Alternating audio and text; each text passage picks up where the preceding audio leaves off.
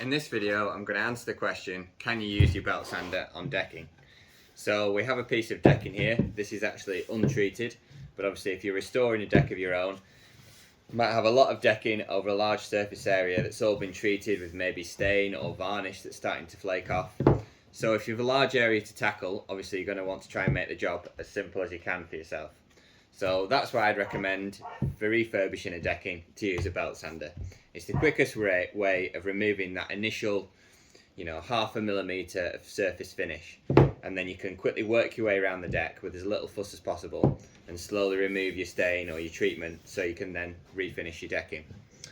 One thing people are often concerned about with belt sanders is the fact they can take quite a lot of surface material off. This is true, and it's something you need to be aware of. Belt sanders are designed to remove material, but ultimately if the job is to remove the surface finish, then you want to do that as quickly as possible. So I would say you want to start in a small corner of your decking, test out the belt sander, and really as soon as you've removed that top layer of finish, stop sanding.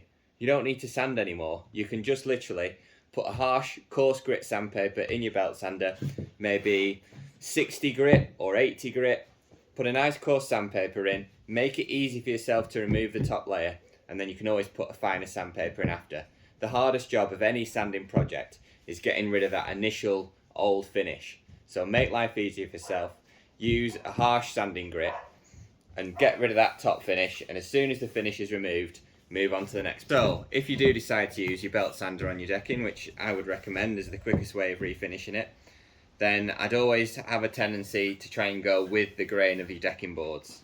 If there's any particular stubborn bits of stain, you can possibly use your sander across the grain or maybe at a bit of a diagonal angle. Obviously you'll get a feel for it as you go along, and whatever technique works for you, that's all well and good. If you are going to go diagonally with or across the grain, I'd always recommend going back over with your belt sander. Just go with the grain as your final pass. Otherwise you'll have scuff marks in your wood. So always go with the grain as your final pass in any belt sanding project. So if I was refinishing a deck, I'd be perfectly satisfied that the only sanding tool you need really is a belt sander. I'd start off with a really coarse grit, like maybe 60, possibly even a 40. Start with a really coarse grit, go over it with your belt sander, remove the surface finish. Then I'd probably put a finer sandpaper in there, maybe something like a 120.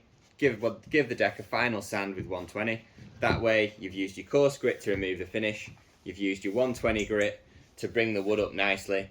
You've not taken too much off the decking, you've not sanded away these grooves, you've just literally removed the surface finish, you've sanded it once to remove the surface finish, and then you've just sanded it one more pass just to give yourself a nice surface to take the new stain. And that's what you want to do really, is remove the finish with as little fuss, quickly pass over the wood, remove the finish, don't let your sandpaper sit on these grooves and hollow them out. As you get going and as you start working your way around your deck, you'll find it easier and